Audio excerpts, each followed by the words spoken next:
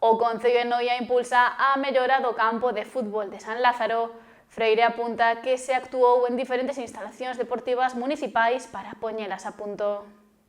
Mellorar Noia e dotar a vila de todos os servizos que precisa a veciñanza. Estas son dúas das metas polas que traballa o goberno municipal encabezado por Santiago Freire. O alcalde noies apunta que hai varias actuacións previstas, unha delas no campo de fútbol Julio Matomatito. Próximamente vaise iniciar unha serie de actuacións no campo de fútbol de San Lázaro de carácter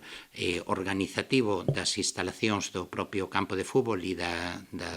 digamos, do clube de atletismo, onde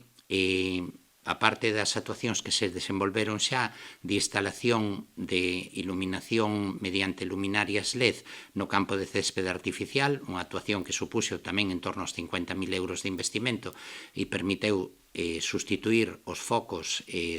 antiguas luminarias de vapor de sodio por luminarias LED dentro do campo de céspede artificial, co cual supón unha mellora significativa na luminosidade, pero tamén supón unha mellora significativa no consumo enerxético. Agora o Concello tramitou a solicitude para mellorar a iluminación do pabillón Alonso Rodríguez e a iluminación do pabellón Agustín Mourís, sustituindo tamén as luminarias de vapor de sodio por luminarias LED,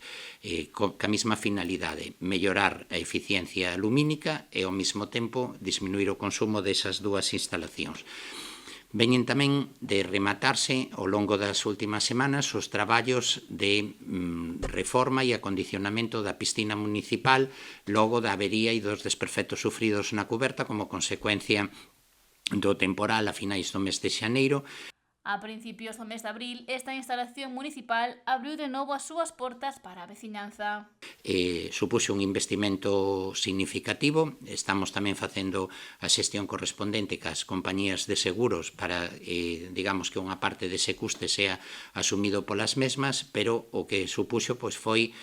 a renovación integral da cuberta, a renovación das paneis solares que estaban na cuberta, que unha parte dos cuales resultaron dañados como consecuencia do temporal, e novamente a súa colocación, pero tamén se levaron a cabo unha serie de actuacións de posta a punto na propia instalación da piscina, no propio vaso da piscina, no spa e noutras instalacións auxiliares da piscina onde había algún problema como consecuencia de desgaste, deterioro e demais. Reforma que se impulsou a consecuencia dos danos que presentaba a piscina municipal tras o temporal, parón no que se aproveitou para tallar diferentes problemáticas que había na mesma. Sustituíronse, renováronse ou puxéronse a punto todas aquelas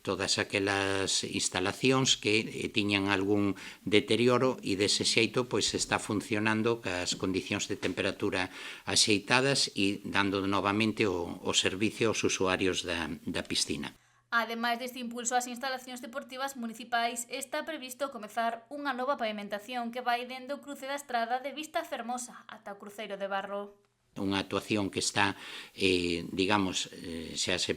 presentaron as ofertas correspondentes, xa se fixo a adxudicación correspondente e que empezarán ao longo do mes de maio e que vai a supoñer un investimento por riba dos 220.000 euros en mellorar o firme, a pavimentación, a sinalización correspondente deses puntos e dese percorrido,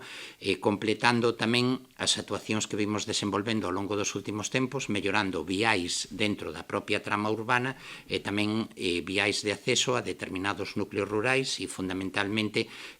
zonas colindantes co núcleo urbano como esta zona de Barro